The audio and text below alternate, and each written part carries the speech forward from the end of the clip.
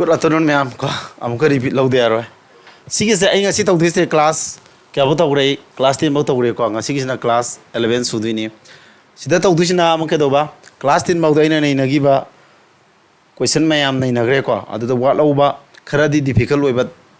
question makhal mayam ma ena SSC gi tongan ba exam sing nei collection taw ba adu mo question sing oi du ni adu ai mamangi question number 6 for class number 10 na ha khram ni adu na 7 ni ho du ni ba ko adu di horsi class e class number 11 hai tare question number 7 jida a ga b ga gi income piram mane ba mana question jida tori ji ko na tro question je amuk tang phab da mun na traloksin na hona tare a ga b gi ratio je income gi ratio ni ko a ga b do income da kya ne piram isya amana 4 ka na amana 3 adu aseng ma da 4x amana 3x oi roidra yare ko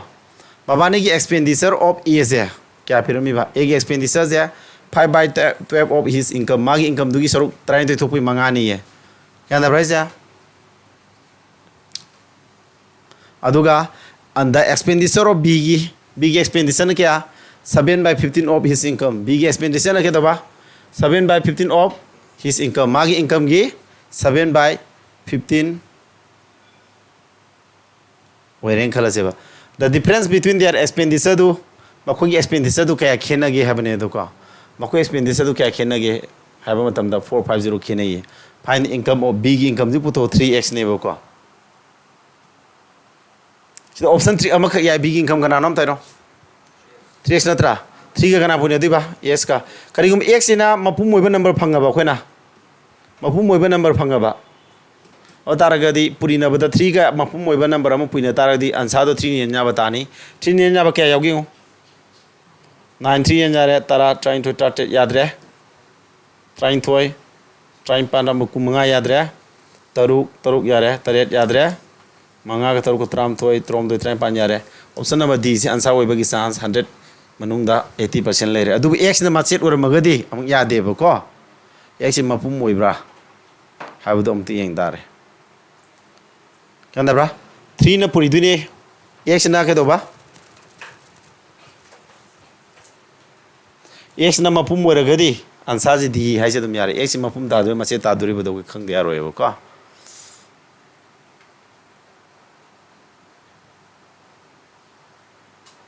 aduga amuk se yeng se x machet ta bai condition le gedra mapum da ba x na kari guma machet makai oi gadi yeng je ba ko x machet makai ta ba gi condition ji le gedra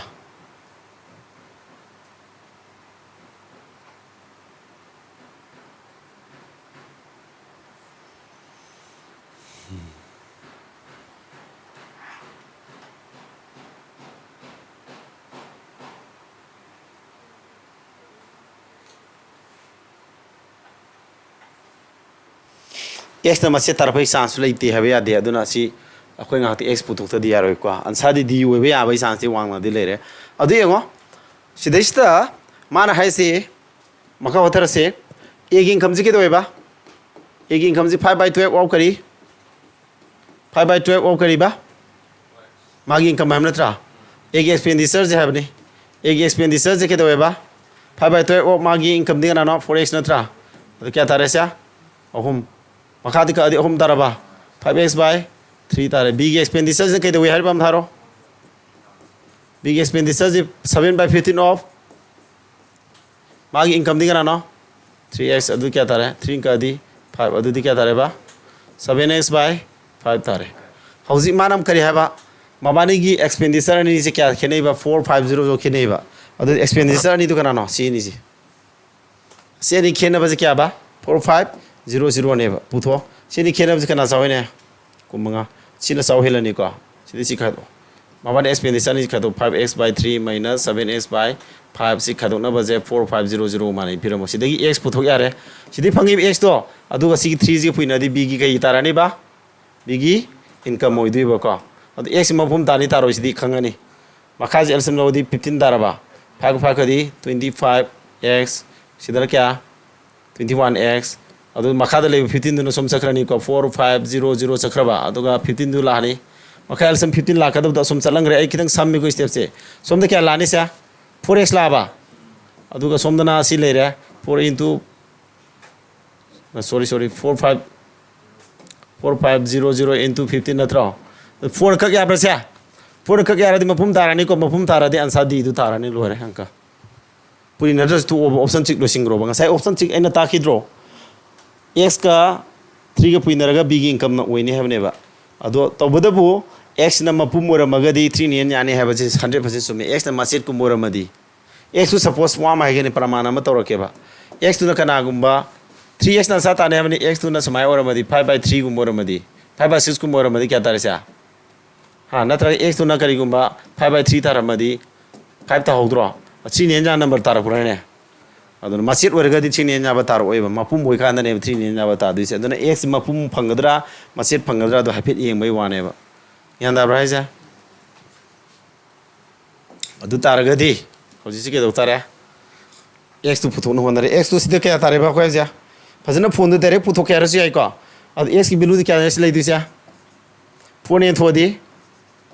45 into 25 into 50 लानी को मरम खंगुर से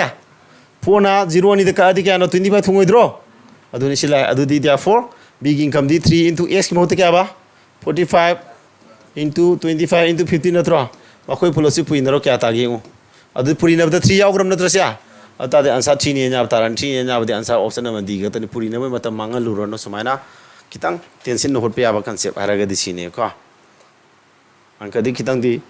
खरा complex ओहेलन वेद को वेरगा सु मतम दि कितंग संगनिंगाय मरम लय दुबु समजिन बे याबा हारगा दे ऑप्शन टिक अमा ताकपिरि से सिनेबा अब एक से मासे ताबै चांस लैरकन मरम मोरखान अखोने तो ऑप्शन चिकते एक तो मेगा न चटपदुसु 100% सुमे हाबसु यादब लैरिब कंडीशन मरम दी एक्स न मासेट ओर मगदी यादब उल्लीदना अमकसु उटके को एक्स तो समाय तारमदी सॉरी आंसर 3x आंसर तारे हम नत्रो एक्स तो माहागेबा समालमदी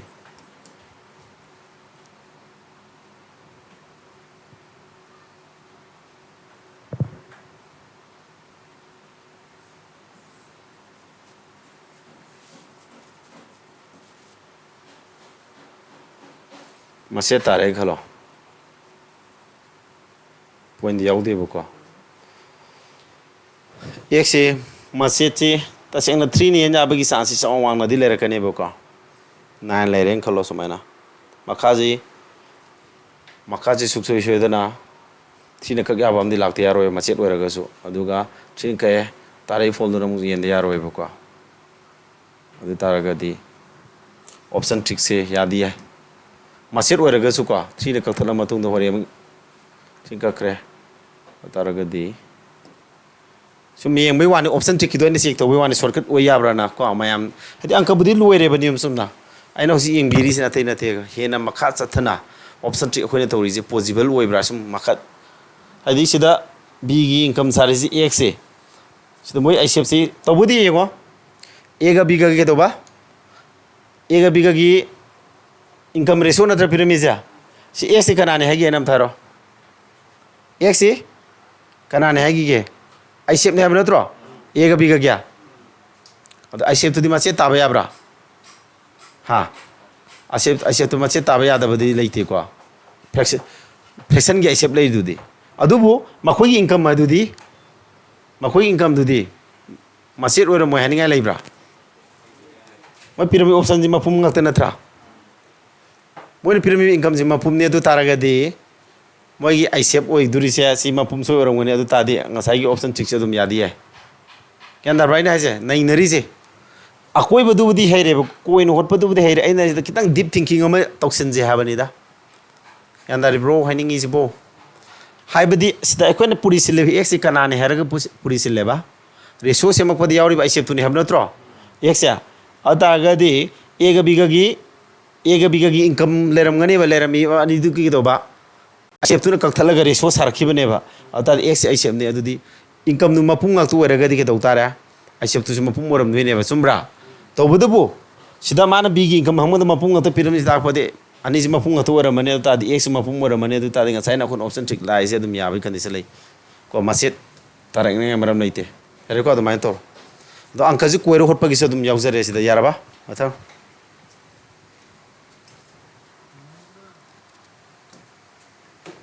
ऑप्शन ट्रिक को खरा तौजेबको नत्रदि सुम अंक लुरकानदि यारोय सिदि सिदि सांब्र खरा क्वेश्चन सांबदम तलमनी ने आइना नसाना हाइदुदि सीजीएल टीआर 2 क्वेश्चन नि क्वेश्चन जि खितंग कॉम्प्लेक्स ओइब गांग तो एरानी हाइदु खरा अरु खलगा ता खौरवने से एसम रुपीस से कना डिवाइड तौर ए बी सी डी दा ए ग डी गी रेशो जी कदोबा ए ग डी गा बी ग सी पुलग रेशो जी क्या बा 8:5 नत्रा सिमा पिरमे अदगी the ratio of share of B गा सी गी क्या 5:4 ने ए न फंगिस लुपा क्या no if a receives rupees 18400 ni adudi yengo asida ABC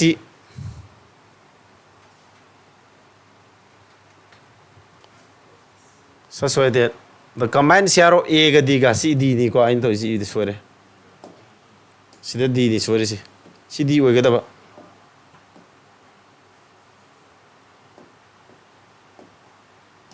CD ने को ए गदी के से के दोबा ए गदी का कमेंट बी सी के से मखोय क्या न पुलिस है मखोय ए बी सी डी मखोय पुल्लगा क्या ताए 13 यूनिट ताबरा 13 यूनिट तागा असे मदर क्या 4680 नत्रा थुना सच और ngam 1 यूनिट क्या ताने 13 एन थोदी 13 3 जा 39 76 सी तारे को अब तादी ए गदी का पुनबा क्या ताने ए गदी पुनबा पुथो मखों सेंद्रदी यारोय मखों सेंद्रमी दे तो को नोय लाइक तमगा चांगनाय जदब नोयना वीडियो दु चांगनाय नेंगो चांगनाय कादस अदु तादि नोय उपाय लेते बसिदि फाजिदि नोय सी हाइत्रसु कायदि नोय थब मसा थागे हारगदि को आइदि ऑफिसर लेबेन बाउगी ताक्तुनि मसा दे हरगनो ऑफिसर बोने मिन ताइ बीएससी को एते सी पुइनानि को अदु ए इनटु सी लानि अदुगी बी गे सिगना क्या सी 5 त कना पुइदुबा 3600 पुरि रोइद्रो अदु 5 into 3600 लाने सिना 8 into 3600 लाने अदुगा बी गी सी पुल क्या था है माना मा 9 ने हम नत्रो अदु बी सी गदी 9 ने 9 यूनिट वकांदा बी सी पुन क्या नो सा 5 into 3600 नत्रो अदु 1 यूनिट किदि अमक 9 एन थोदी 400 5 into 400 लाबा 400 ते लिसिंग अनि तारामनी ने अदुदी 1 यूनिट सी वे तारा सी ने क्या तारानी लिसिंग निपान सिना 2000 पुरी सिना लिसिंग क्या तारा तारा तारा सुमाइना सच लाउन पुथों गदबा अरबा अदु कइनोम हाइसा x is the difference between the share of a ga b ga khena baduni ye x na kana khena ba a ga b ga adu x putho kya dige to tara question ji luhandro a ga b khena ba kya no a di kya b na lising tara ro a na kya no lising kya 35 summary b di kya no lising tara ne adu khena ba lising ni 5 summary tarba x bilu phange ko khadung na duiba b na si a na si lere a gi bilu si ni haisi mana ko adu x khange adu manam kai ba between the share of a and b and the y is na kana gi difference ne between the share of c ga d ga y is na c ga d ga gi difference ne ba a c gi kya ta ra ge 8000 lere ba d gi khangdri ye d gi puto kya di a gi khangadi d gi puto kya rodro mabani pula kya ta ba amte yo sono nipan truk ni puimpan nipan hom kumari kunipan tara ba sikana na pulina a ga di pulina tro a ga di ga punmadi a gi bilu kya no sikha dokro di phangna a gi d gi puto kya tara ga di a gi du kha dokro sidagi a gi bilu kya 18400 adu kya tara 40001 10400 से क्या तारा दी गी अदु हजिमान difference पुतो y है kana difference ne ba c ga d ga gi हमने tro y is the difference between c and d c gi na क्या लिख रहा c gi बिलु सी ले जरा बा d gi ने क्या लिसिंग तरा समरी अनि जी खेना बद क्या तरा c ने क्या खेने मते सिना c सिना d लिसिंग तरा समरी के लिसिंग निपांग दे अनि की समरी खेना द्रो अदु y d क्या अनि ga समरी नत्रो हजि मानव हंगी से के दोरा x ते y खादो ये therefore x ते y am खादो x ते गिसी y खादो दे लिसिंग निपान समरी दे लिसिंग अनि समरी खादो लिसिंग तरुक तारोइद्रा अंक जी मारी मारांग याम थांगले लुहल्लेबा कॉम्प्लेक्स तौनो होना बनेबा को लु भाई से आमखा लुबदे नते नोइन उब थांग मंगा मोइदबदे ओइदेबा यान दारिब्रो सुमाइन वर्क कदो सिना CCL TR2 गी क्वेश्चन नेबा अदो मैम आई वीडियो आई ताइसे खितंग एक्सप्लेनेशन जी खितंग आई थुजिलाबनी को क्लास याम आबनी 13 सुराबनी नोय अहमल तम तम तामने हजि खर थुगलाबनी नोय नोय खर इनर सन्नम होनोबा कायदि नोयने लेक पादबदो आइने सुम nga सुम चलोदि यारोयबो नोय खर होनगदबनी सात्रा जि नत्रा इथबक मसा याम थादुइनी आइदि याम पादरसे आइ खनबा कमुना अहन नोय क्लास 1 2 3 4 5 अदो दुम लोसिन जरो यारे आइगिदि ऑफिसर सीजीएल टियर 2 फाउबो लेवेनगी ऑफिसर लेवेनगी आरपीएफ ता हाइजु एसआई लेवेनगी मैम अमा अदुसु ताकते यादेबो को असिसु मसागी आइना ताकिबा क्लास 1 2 3 4 दो चांग नाइना होनरग लाकबो मी ओरदी नुमी क्यानिंग संगे ने रेसो ताकबा तरानि क्लास 13 सुद्रो सिदैजि नोय चैप्टर मा हैनो होनंगमद्रदि कमाय तौदुइबा नत्रा अदु लेइबा साटा खर सोर होनदना मी ओइबा येंबदुदि यारोय हबको यंगो अदुबु एग्जाम अमदा असुम अरुबा ngakta hangni habus leite ko nang khangada bama CDM yingo sina MTS ki ni ko multitasking style si metric 11 thabang natro adu no haji form tharak thadoro ni CMTO number of pens and pencils are bought in the 5:3 natra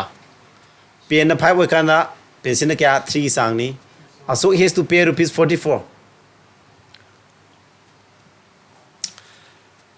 pen ga pencil the 5:3 sang the lerak taraga de kedoba aso no lupa suk pi tare if the ratio is as 3:5 then he has to pay rupees 36 find the ratio of the price of one pen to क्या ना भाई से question जी फरक तादरो कोलम mummy ममंदो rupees XP लौरो कोलम पेंसिल नमई ममना रुपीस करी YP लौरो क्या दबरा अदु माना है केनो लेइबदो पेन ना क्या लेबा मंगा लेबा पेंसिल क्या लेबा 3 लेबा मतम ना मान तिंगदि पैसा जे लुपा 44 ने अदुदि पेन मंगाई ममंदि 5:3 नत्रो 5:3 द लेरे खलसे माना अदुदि पेन नि पेंसिल जे 5:3 द लेरे पेन पेंसिल जी अदु तादि एगो इक्वेशन सेमो पेन अम मंगाई ममंदि क्या थाराने रुपीस 5x तारोद्रो अमगी x ओरमिना सिगिदि पेंसिल गी ममन y नि थ्राइस y नत्रो सि पुलग लुपा क्या तिंगे माना लुपा 44 तिंगे हाजिदि कायदे ए नो मै क्वेश्चन लेदुबा नत्रो अदि अमा मान रिसी रेशो दि कैदम चेंज तोरबा पेन मसिंगदुना 3 ओरबा पेंसिल मसिंगदुना ओनथोकना बाब नत्रो पेंसिल मसिंगदुना 5 ओर कांददि हाबनेबा अदुदि पेन ममन क्या नो x ने अदु 3x की 3x तारनी प्लस पेंसिल ने क्या 5y तारनी को अदु ममन ना लुपा क्या 36 ने हाबने माना अदु x का y का कइनो price of pen to the pencil pen के पेंसिल ममन x का y रेशियो पुथोय नत्रो अदु तारगदि मा पुथोयजि pen के पेंसिल ममन x:y पुथोय नत्रो अदु सिदि ऑप्शन ट्रिक तोरो ऑप्शन ट्रिक तो लो सेंक से अदु तादि लोरनी si hana de x si kana pen mamanji mangani hani pencil क्या है ना पेंसिल हो मंगा वादी मंगा को मंगा दा होम मपल को मंगा ga मपल ngasi tangambra ya de ko option number a याद रे तरे पेंसिल x ना 7 y ना 3 तरे मंगा कुंथरांगा दा मपल नापसिलदि इफुमरी सुमब्रा si sumi ko sim se toro तरे हम कुमा थोय हम मंगा त्रांगा कुमा त्रांगा निफुतरुक सुमे अदु तादि omsa se b तारे आइन तौजिन ख्वाइ तेन मेथड ने को ऑप्शन ट्रिक तौसिलगा अंक होतबि लोरि सिदि xy वैल्यू पुथोसु नो हैनी liner equation in two variable की सॉल्व तौबि मेथड तो पांदुइबा अदु होल लेदि मतम संगने ऑप्शन पुथोसिलो यारबा इन हैनी जा होय सिदा हाइसे पेन गा पेंसिल गी रेशियो हैबने पेन गी ममना x नि पेंसिल ममना y ने हैरमेना x to 7 नि हैनी सी y ने 3 नि हैनेबा अदु x की वैल्यू से क्या बा 7 अदुदि तरे मा क्या तरे कुंथांगा सिना पेंसिलना 3 निना होम मपल अनि दु पुलग 44 ताइ सुम ब्रो सुमे सिदि x मोत क्या साबनो 7 निना तरे होम कुमाथोय पेन मोत 7 होम कुमाथोय सिना होम मंगा त्रांगा माथोय त्रांगा दि क्या तरे कुंथा टुक सुमी को से सुमाय चेक तोगी बने यारबो सिना थुने फाइदगी येंगो वीडियो से हम येंगा गने ज्ञान ताबरे ngo ai speed खर फोकस तौने हाइरे को khidang tapna taroi noi inajauba if coaching lakta bodo noi ai kem sauroi maram de ai gi video piduine ba record piduine ba hoje ai app saba haure loirani adu app to loi phangalani ba ko YouTube ta phangi si app to ina phangane ba video piraga noi fajana tawrasi ba noi haina bo hona dragadi noi kamaina mai pak to no sine ina haira kadusi ko haibadi khangogdaba tahogdaba yahogdaba gisu ai reserve ta noi video record tawra thabiri sibabo noina ai kahogdraga so ozan thai do ai fugalaga pahoge yenghoge khandraba adu ta da aina thaba khalan madi noi upai leite ko adudi ai gi nate noina sana ne kona jadraga di upai leroi ko ai gi noi gi support to bidu ne mai pak chibo income a biga gi last year kai basa the income of A and B last year je A ga B ga gi kedoba last year da oiba mamang sahi de oiba ko income ji kedoba resource kya ba 4 ha 4x amana 3x oireba ko adu karim pirami the ratios of their individual incomes of the last year and the present year are 3:4 and 4:5:6 3:4 is athek amnate that man 3:4 is kanagi a gi ne the ratios of their individual incomes of the last year ga present year ga a gi last year ga ly is last year hai ni ko a gi present year ga py is na present year ga adu gi ratio sia sina thrice y amasung 4y hanu on thok ta ba gyandari bro question pyramid copy si data ji gyandari bro so nunga ba de wala si gi ko bosi a gi last year ga b gi present year ga ani se si ke do ba ratio ju 3 is to kya ba 4 have the thrice y amasung 4y kagino y puri si x puri gi no mana hun bia de ko adu ga mu kari pirami ba mana 5 is to 6 na tra sina b gi last year ga b gi present year ga ani gi ratio ne si pirami si question ji mona paw ko question khara lu re ba 5 is to sina 5z sina kya 6 z ne yara ba mana ratio ta sing mon thoi ni ko indoi si ratio pyramid copy ji sine ba hangin na kari makoi gi total income ji kya ba hauju ju oiba makoi total income ji ke na 8.4 lakh have natro adu makoi gi hadi kana a gi present year plus b gi present year gi income mani ji pula kya ba 8.04 lakh ne ba pyramid si adu ta di hoji a gi present year ga b gi present year adu kana puthoi ba b gi last year income du b gi last year de kana mo sinem tharo b gi last year di 3x natra adu na taba b gi last year di kya 5z haji adran saja adu akoina sida sagal ka du ji z natra x khangadi yare haba arba sima question ji kitang lure adu de wa adu si b gi last year ni si di thrice x kana manare 5z ka manaroidra yaning bra si b gi last year natro si jo si b gi last year to manadro ade amang yo ate kari manari a gi last year kana a gi last year na 4x a gi last year na 4x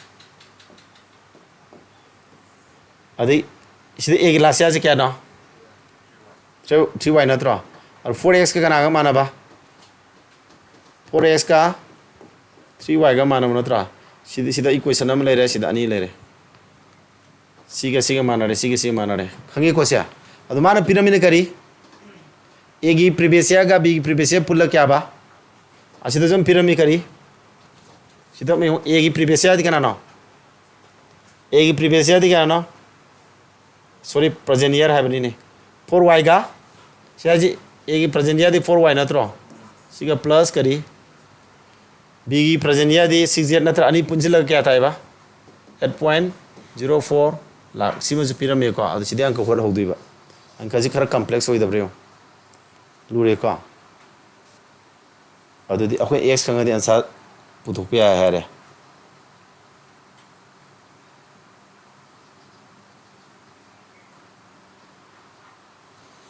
अदुदि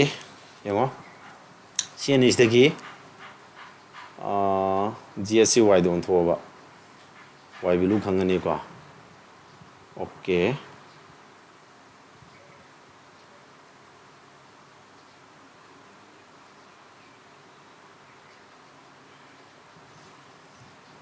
तो हट पे याबसे समाय तरो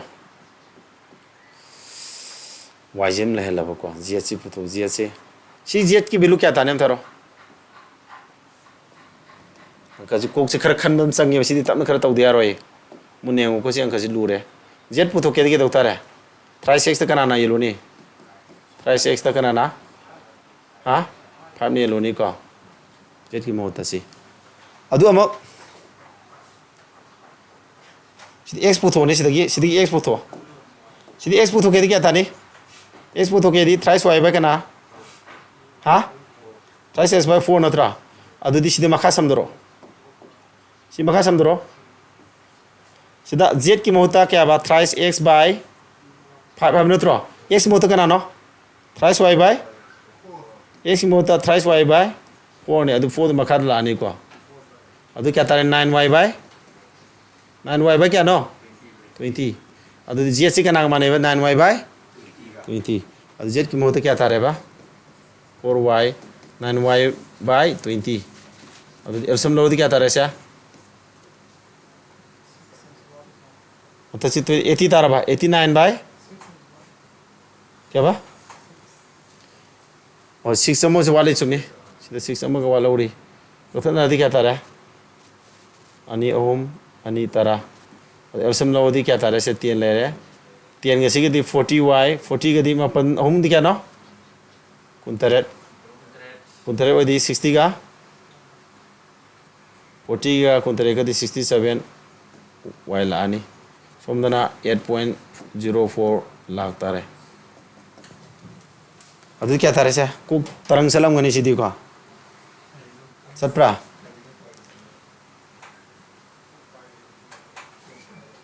अदु 10 सुम Puri 67 y equal to क्या तारे बा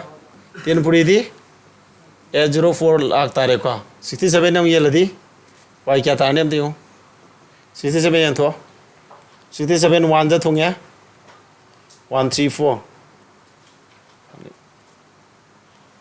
1.2 थोंगे को 1.2 लाख थोंगे y वैल्यू क्या बा 1.2 लाख तारे y वैल्यू फंगरे सिदा अदु y वैल्यू फंगरदी अखोने के दोरे कनाई पुथोक्तिनो जा b की last year income the b की लास्ट ईयर इनकम दी कनाने बा पुथोक्ति जा थ्राइस x नत्रगा क्या 5z नम नत्रो अदु अखोन x का z का वैल्यू खंग बदा का ओइबा अतारगदी y पुथोदी z खंग यारोइद्रो सा सिदि मखा तारो सिदि मखा तासिनजि को सिदा हजो कोई फंगी y वैल्यू दुगनाने 1.2 लाख नत्रो z ची क्या बाजा z equal to 9y by 20 y value दुगनाने बस किदा 1.2 l नत्रो विनरो अदुदि हजि अखोई फंगी से कनाय वैल्यू सेम थारो Z की वैल्यू ताराद्रो y बहुत सिंजिंग्रे को से y बहुत से ले रहा अदुदि क्या तारा y वैल्यू सिंजिंग्रे अदुदि Z की वैल्यू से ले रे हजि Z की वैल्यू खंगदा ये कदोरा b की लास्ट इनकम दी 5z नत्रो therefore अंक जी लुसिल जे स्वाइदा मताइदा हम सिल्ले को सिदा आंसर लुसिल लगे y b की इनकम दी b की लास्ट ईयर इनकम जी क्या दारानी बा y लास्ट इनकम जी कनाना बहुत से लेबा सिदा 5z हमने बको अदु 5z आदि z ती कना मानरिबा z वैल्यू तो क्या नो 9/20 अमा लेरे अमना क्या 1.2 लाख नत्रो यारे सिदा तुम आंसर ताराने बको अदु मंगा का दि क्या नो से मरी का दी मरी अहोम 0.3 नत्रो अदुदि मपल कुंतरे 2.7 l दारबा औरा option number A is the answer खरक वसिन बांग का वहिसी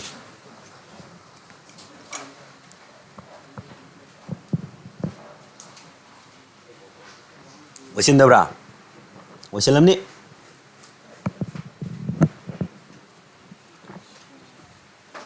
ꯌꯨꯝꯗꯁꯨ ꯅꯣꯏꯅꯅꯦ ꯑꯃꯨꯛ ꯍꯣꯠ ꯁꯥꯟꯅꯧꯕ ꯌꯦꯡꯉꯣꯕ ꯑꯩꯅ ꯇꯥꯛꯏꯕ ꯀ꯭ꯂꯨ ꯃꯌꯥꯝꯗꯣ ꯇꯞꯅ ꯇꯥꯔꯒ ꯈꯔ ꯑꯔꯨꯕꯁꯤꯗꯤ ꯃꯇꯝ ꯈꯔ ꯆꯪ ꯇꯥꯔꯦ ꯃꯌꯥꯝ ꯆꯨꯝꯗ꯭ꯔꯣ ꯑꯔꯨꯕ ꯍꯥꯏꯕꯁꯤꯗꯤ ꯑꯗꯨꯝ ꯅꯣꯏ ꯍꯧꯖꯤꯛ ꯌꯨꯔꯣ ꯀꯞ ꯌꯦꯡꯉꯝꯒꯅꯤ ꯃꯦꯠꯁ ꯇꯤꯝ ꯈꯔ ꯂꯨꯔꯗꯤ ꯈꯔ ꯂꯨꯅ ꯊꯦꯡꯅꯗ꯭ꯔꯣ ꯑꯔꯨꯕ ꯍꯥꯏꯁꯤꯗꯤ ꯈꯔ ꯀꯟꯅ ꯍꯣꯠꯅꯧ ꯍꯥꯏꯅꯦꯕ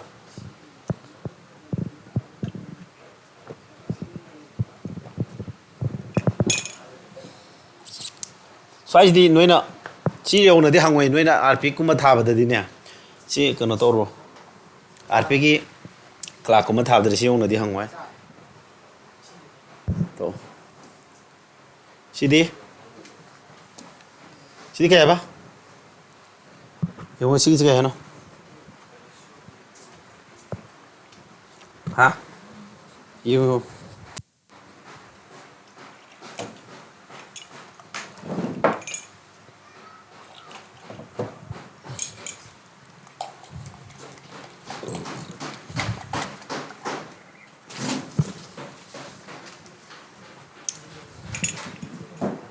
ꯀꯌꯥ ꯇꯥꯔꯦ ꯁꯤꯒꯤꯗꯤ ꯁꯤꯁꯦ ꯄꯤꯗꯀꯣ ꯃꯅꯤꯡꯗ ꯆꯥꯃꯁꯇꯣ ꯂꯧꯊꯣꯛꯑꯁꯦ ꯌꯥꯔꯦ ꯀꯌꯥ ꯁꯤꯁꯨ ꯁꯤꯖꯜ ꯇꯤꯌꯥꯔ ꯇꯨꯒꯤꯅꯦꯀꯣ ꯑꯦꯒ ꯕꯤꯒ ꯏꯟꯀꯝ ꯔꯦꯁꯤꯌꯣ ꯄꯤꯔꯦ ꯕꯤꯅ ꯀꯌꯥ ꯁꯦꯞ ꯇꯧꯕ ꯑꯦꯅ ꯁꯤ ꯁꯦꯞ ꯇꯧꯔꯦ expenditure of S equal two ꯀꯌꯥ 66 ꯍꯣꯜ 2/3% ꯍꯥꯏꯕꯁꯦ ꯐ꯭ꯔꯦꯛꯁꯟ ꯑꯣꯜꯂꯗꯤ ꯀꯌꯥ ꯃꯥꯟꯅꯩ ꯈꯪꯕ꯭ꯔꯥ 2/3ꯒ ꯃꯥꯟꯅꯕꯅꯤꯀꯣ ꯁꯤ ꯒ꯭ꯌꯥꯟ ꯇꯥꯕ꯭ꯔꯥ ꯑꯗꯨꯗꯤ ꯌꯦꯡꯉꯣꯁꯦ then the income of A and B total income of A गा B की total income दी क्या ना A की income का क्या 5x अमना क्या 7x ना पुल दी क्या था के 12x ताब्रा 12x तारे और 12 वो दी 12 यंजा बदी क्या ना B औसम B तारा मने का अदम करीगुंबा सिदा 12 का पुइने जी का नाम थारो x नत्रा x तो नम्मा पुम मोरगदी 12 यंजा बतारानी 12 यंजा बता मत यावे बका सिदा यादब्रा ट्रांसलेट कुमारी मरी सिजु याय ट्रांसलेट कुमारी नि फो सिजु याय ने ट्रांसलेट कुमारी ट्राइन थोय लो या ले रमे थोय येंगुदि हे यारे तो अदु समाय हो जा रो अदुदि मखोने सेव तो लुपा क्या बा सेविंग ने क्या नो हाँ 4,000 सिना क्या 5,000 तुंगसिल लेबो को मखोई एक्सपेंडिचर से तो एक्सपेंडिचर ए के दोबा मा है केनो रेशियो पिरामन ममांग ता खरे दसिदी ए की एक्सपेंडिचर के दो है नो ए की एक्सपेंडिचर के दो है नो से बी की एक्सपेंडिचर की सरुक अनि थोक अहुम नेम नत्रो अदि बी नो हम ओय कारसिन अनि नि हाबो समान रेशियो पिरामेबा एक्सपेंडिचर रेशियो क्या बा 2:3 ओरे अदुदि रेशियो सेमो अतादि एक्सपेंडिचर पुथो क्या दे तादि क्या दोरा इक्वेशन दमो सेमा जे समाना ममांग मानो ताखरे सि ओदि यारे ए की इनकम दगी मागी सेविंग खादो दि मागी कै तारे इनकम दगी सेविंग खादो एक्सपेंडिचर नत्रो सि बी की इनकम दगी मागी एक्सपेंडिचर खादो अदुदि माबाने की इनकम दगी सेविंग खादो सि इनकम दगी सेविंग खादो अदुदि एक्सपेंडिचर ngak ta tare अदुदि रेशियो 2:3 ने बको कारण पुरी नरग x ऑफ तौजी थुना तौनबा मंत्रम ताके अहुम मंगा त्राउंगा सोमदना अनि तरे त्रामनी x लानी को x इक्वल टू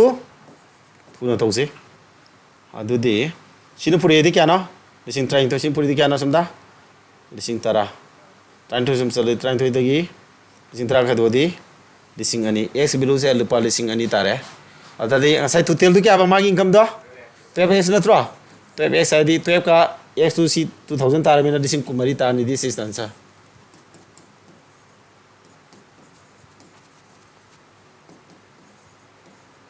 सिदा एन x ऑफ तौजी थु इको से करेन पुनी नबी तोरो अहुम मंगा त्राउंगा सोमदना अनि तरे त्रामनी दु सोमदना आदि x ता होइद्रो करेन पुनी नरग स्टेप खर सेममो बस अहुम सिगे लिसिंग ट्राइ थो सिगे लिसिंग तरा अदु लिसिंग ट्राइ थो तरा खदो लिसिंग अनि x की बिलु सी तारा ने को समाय खर सम्मन तदि यारोय सिबना खर होसि को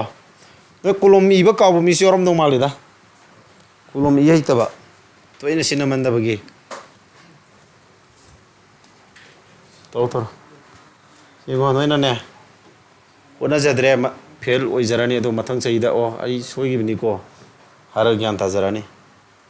मेनी टाइम्स फेल होई खांदा ज्ञान तारकम लेदना अदु ngaigera noi kusida toro ayudi noi aduna base level takane bako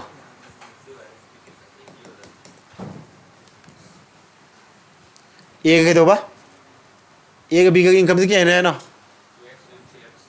the ratio of income of A and B is 2:3 and their expenditure is this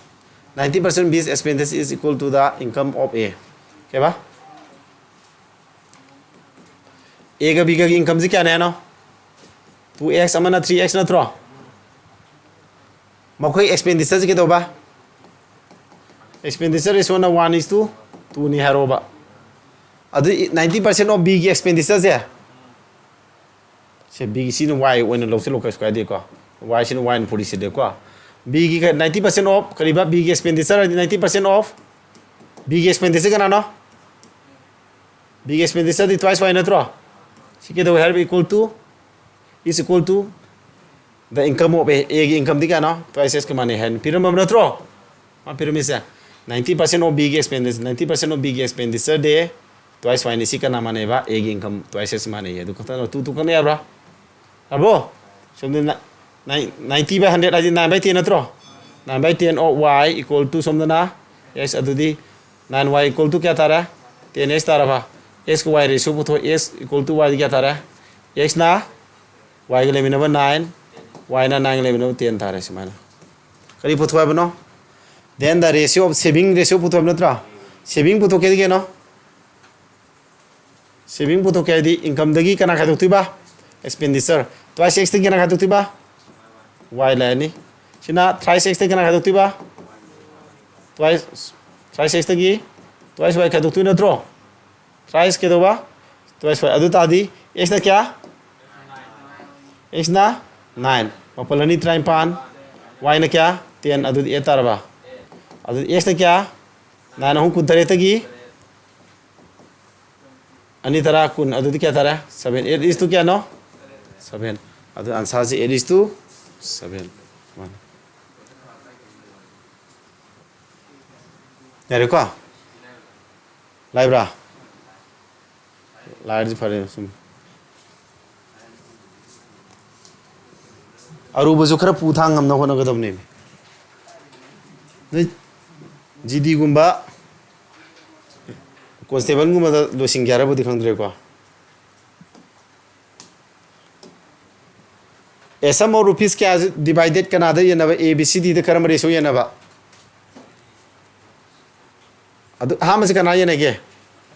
A B C D दा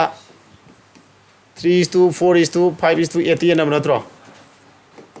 अदु दी मोई पुल क्या था क्या थियो टोटल दा तारे ट्राई तो कुन दाबरा कुन वे का दासिंग मदन क्या 4360 अदु कनापुरी तारे नो तो दी ये थो तो ये 218 पुरी तारे न त्रो सुम्ब्रो सुमदब्रा 218 पुरी तारे ने से अदु लोइना क्या पुरी ने दे 218 पुरी रोइद्रो 218 पुरी दी क्या फरम यखै मरी ओमनी तरो 218 पुरी दी मरी निपान ट्राइपान मरी 72 को अदगी मंगा पुरी दी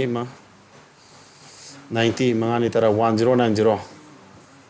एन पुरी दी ट्राइपान निपान 144 1 खुद पुरी निपान चाटुक टाटे आई पुरी जे खर मयाम दगी खर थुरमगनी को लोजियम से 18 ngasi पुइना बसे अदे अमंग बथंग न करीबा रेशियो तो करम रेशियो दा सी रेशियो जे अखना मखा मंगन क्या दिखे तो एलसम गना नो 3 4 5 8 एलसम क्या नो 3 4 12 12 60 60 के 8 का दी मान याद रहा 2 4 120 ताई दा मो एलसम जी अत्रो एलसम 120 पुरी यदि क्या तारे से रेशियो दो 40 30 12 क्या एन पुरी दी त्रावन अत्रो अब नि त्रावन रान्या निपान निफु सुमद्रो फानु पुरी गिदी क्या ना कुमरी ता दा बसोरे गिसे फानु 120 पुरी दी कुमरी नि को सिना क्या 15 अदु हाइदी सी रेशियो क्या गा माना रेबा माना सी रेशियो दी ये नबे मोत कई दो सोइबदगी असिगी रेशियो द केदो नत्रो but it was divided in the ratio kya asidi kya manareba 40 is to 30 is to 24 is to kya 15 adu total kya lagyo 70 94 99 109 taraba adu 109 jana 34360 puri kya tage kya puri tage kya sadia ahmada 14 puri ngani chumdra adu khudi masu 14 puri odarcha si 14 puri kya tareo 40 di 1600 sini kya 40 puri di 1200 mari di puri di mari di 960 taraba pon puri di 700 tare adu di mana haje hana ye nei si sang di na ba hojing na kya sida kaya kana kaya mang na ragi thi tare si ni kuchna musil si ju ko ye na lupa 956 heli hani ye normal kari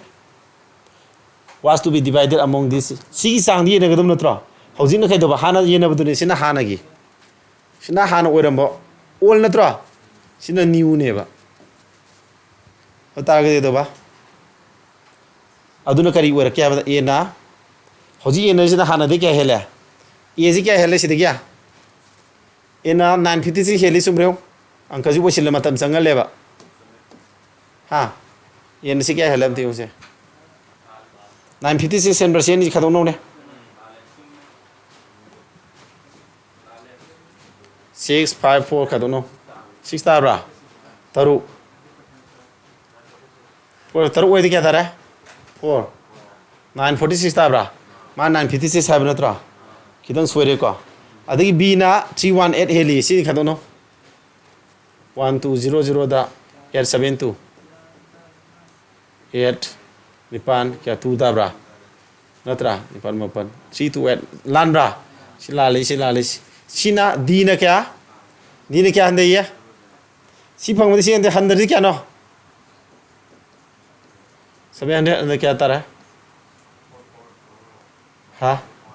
44 हंदे हम नत्रा चला सी ना क्या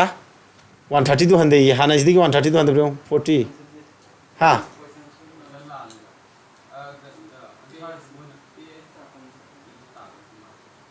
tapi mistake lagi bro aku ini puri soy bro अच्छा हम ना सीधा puri di हम ni pakai mari om ya kai mari om ni taro 654 654 से खदों ना दिखा तारा के तारो मरी 946 more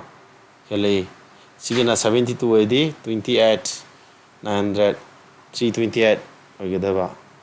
114 less सीधा न पंगे सीनी हो जिन सी पंगे क्या अंदर है निफू साउंड कंट्रा सीना 174 वो देसी वो दी क्या अंदर है लिसिंग मगा 44 less साजा मदी अवंग थे करीनो टाइपिंग दे मिस्टेक लई ब्रो सेबा थैंक यू को अखोइनो ने पुरी बद सोइनो यरम दिनेबा असागी सिगियो सि 40 ने पुरी ने त्रो 15 40 पुइना बद सि 700 आई सोइरे त्रामनी मंगा 700 को सोइग्रेसिदा क्या था रे 600 तादुई नत्रा 600 ओइदि क्या नो सिदि 600 खादो मदि क्या तारे 1144 लेस ओइ हजाद्रो अदुदि ऑप्शन नंबर सीजम था साता दिबा अंक दि नियम सम होलिबा कोइना खितंग अंक हाजि सिनि मति एमा कैलकुलेशन मसा मे सोइबदा अंक लोय अदु चेकिंग गदौनी को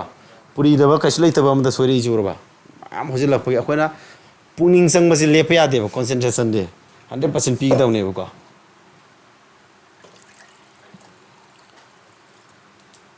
मतंग तोरो सी आदम हंगमनी को से मतम कंज्यूमिंग टाइम कंज्यूमिंग दम मोइद्रा संगनी को पलाइते अदो कैलकुलेशन कर थुदाबा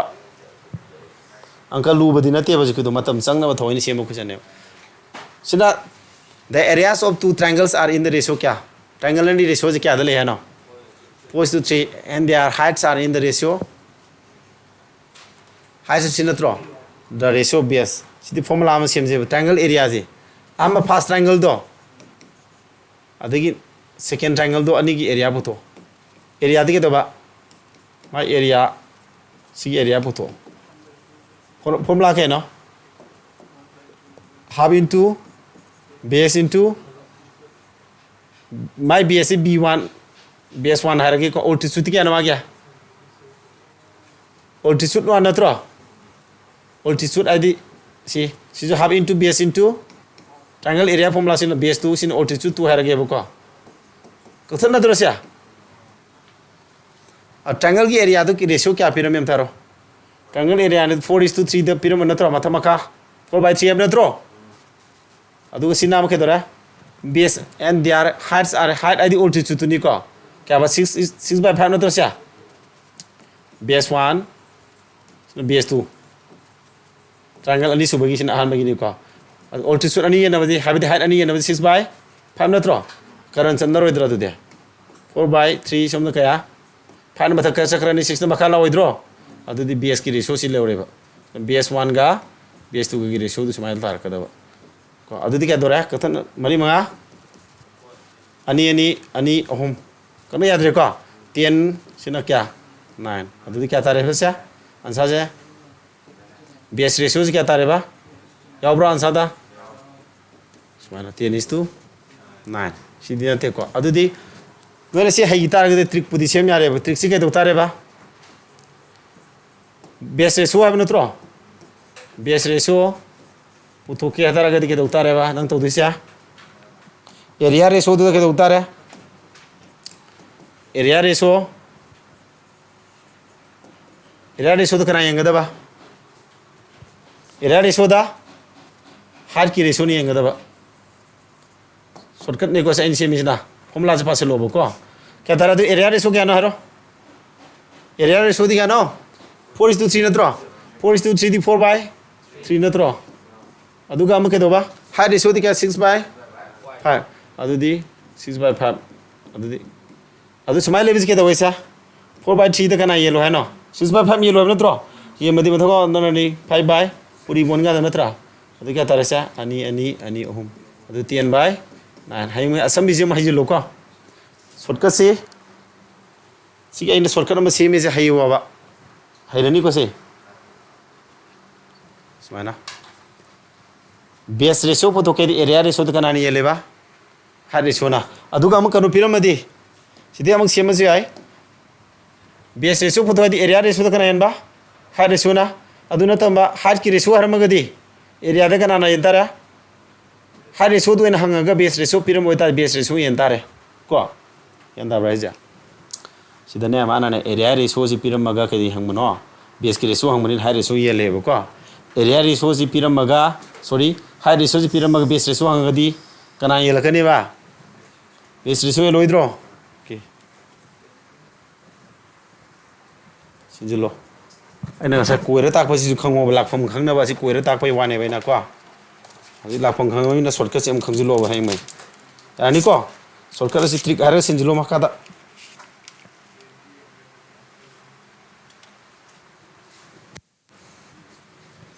मथंग सिदे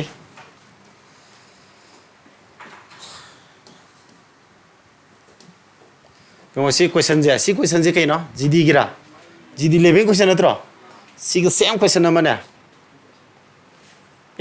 एसएससी ने Lobo selection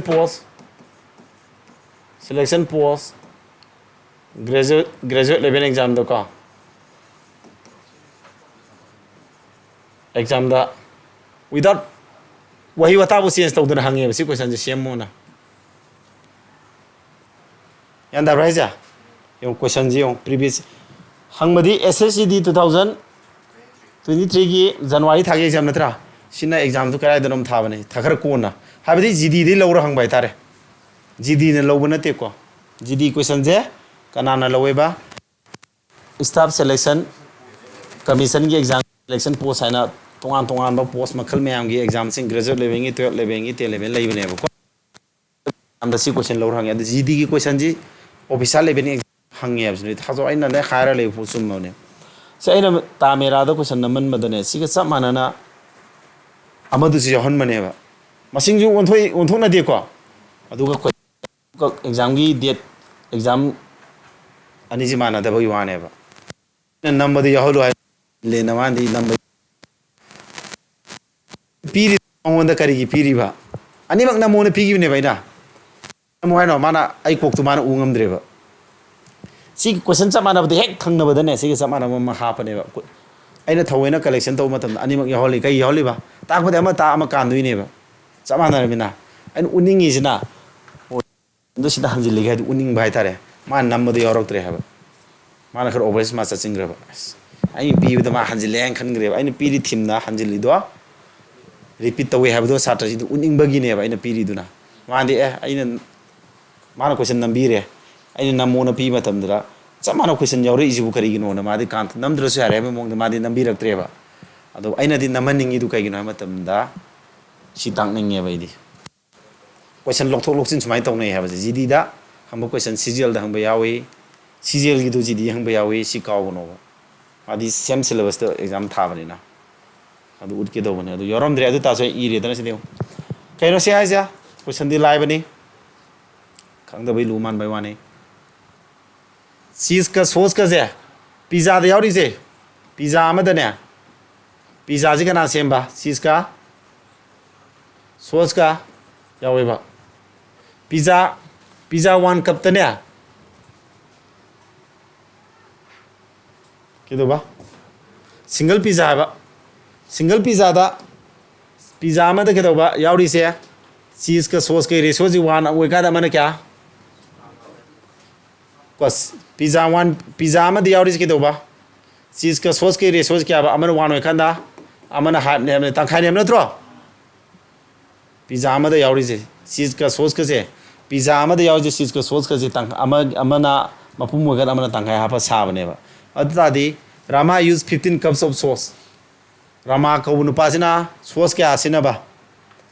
15 cups ꯁꯤꯖꯤꯟꯅꯩꯌꯦ two make ꯑꯦ ꯁꯔꯇꯦꯟ ꯅꯝꯕꯔ ꯄꯤꯖꯥ ꯃꯌꯥꯝ ꯁꯦꯝꯅꯕ ꯄꯤꯖꯥ ꯈꯔ ꯁꯦꯝꯅꯕ then how many cups of cheese did she use in those pizzas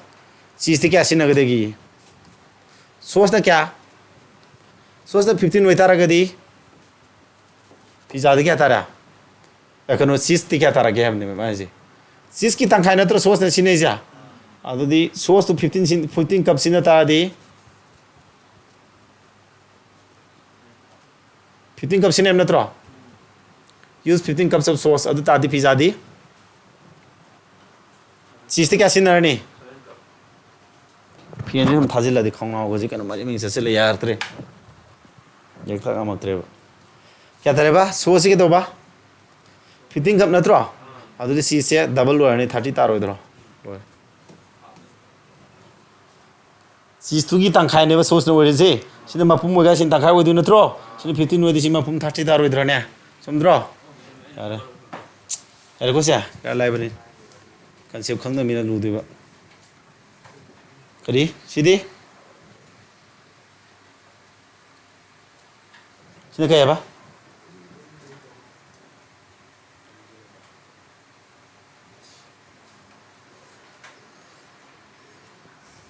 out of total income अपन में income मनु सी चिबोक ताक से को total income जिधर के है ना out of total income a family saves क्या and the rest of the amount is spent on 3 types of expenditure health education and food in the ratio 1:2:2 okay ba total income manung de ke do ba 15% na mana tungsil le ba rest of the amount is ke do ba mana ke do ba expenditure of health kya health amana kari education amana foodta karam ratio do 1:2:2 हम नत्रो अद income no loksil lam de yaro isidi income do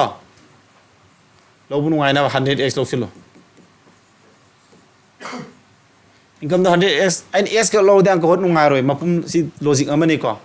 income do 100x lower di ke do ba mana kya save to ba saving di kya no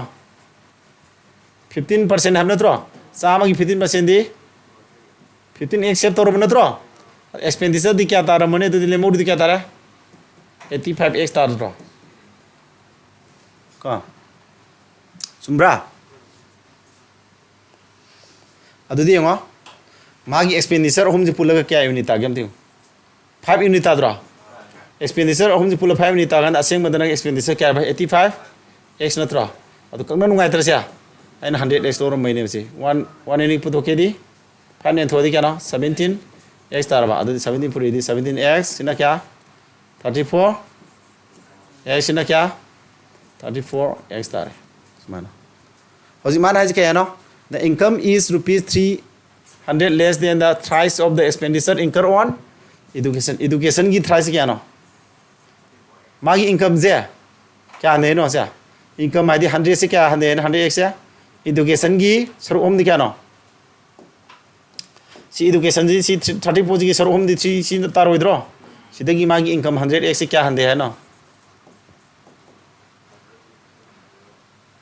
300 less है नत्रो रुपा क्या सोम हंदे है नत्रो आप pyramid से education की सरुप हम सीधे की income जे सी हंदे है दूधी क्या तरह हमारी तरह हंदे हम अपन 102x नत्रो सीधा 100x नत्रो अदुदे रुपीस 300 x बिलु क्या तारे हरो 2x तारो इधरो x पुतो किती क्या तारे 150 तारने रुपा सामे के सीधा twice x तारने सीधा 2 ने थोड़ी सीधा नत्रो x बिलु फंगे कई पुतो है ना what is the difference between the saving माना तौरीबा saving दु क्या ना 15x नत्रा सीगा the expenditure incur on health की expenditure क्या ना 17x नत्रा अनि डिफरेंस पुथोई अदुदि कनानो सेविंग गा कनागा डिफरेंस ऑफ सेविंग कनागा saving and expenditure on health नत्रा एक्सपेंडिचर ऑन हेल्थ तो बे एक्सपेंडिचर दु क्या नो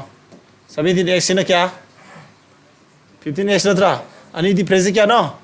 2x नत्रो 2 into x क्या सिंगरे 150 नत्रो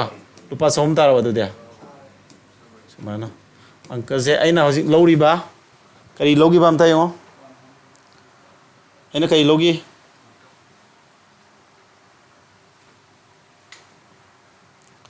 हजिक अना ने से 100x लौगीबा से सिना लाहे लैनि को अंक से इनकम दो 100x लौगीबा सिना अंक लाहे लैनि ज्ञान तागदबा कक्नबा तक तक तक नुंगारे जी एजुमसन जी खरा हैगदबा x लौरो होलमदि फ्रैक्शन खरा वॉइस यारकने अंक वॉइस लकनेबको समानो होत सिबो तौसे क्वेश्चन नंबर 7 दे होलकपने 7 सिस्टम तरा होले अंक लू बनेना ने याम ताक ngam de सिबाव थुमले खलमनि नोइना दिको याम थुमले खनबा सिंग दा इना हाइनिंग इसे आई खितंग concept सिंग दगदि खरा लोक्सिन बा वार्निंग असि क्लास में दिको कगिनो मकुंते मथम मनाउना पर आई सुम खन नोइ मरक सिदा सिंसियरली होनबा साथ दि नोइ पुलगी मनुंग दा आमानि गक्तने सुमै को ना यारमनि दा ममिंग पला हारा नोइ कानि दा लोसलजे क्लास को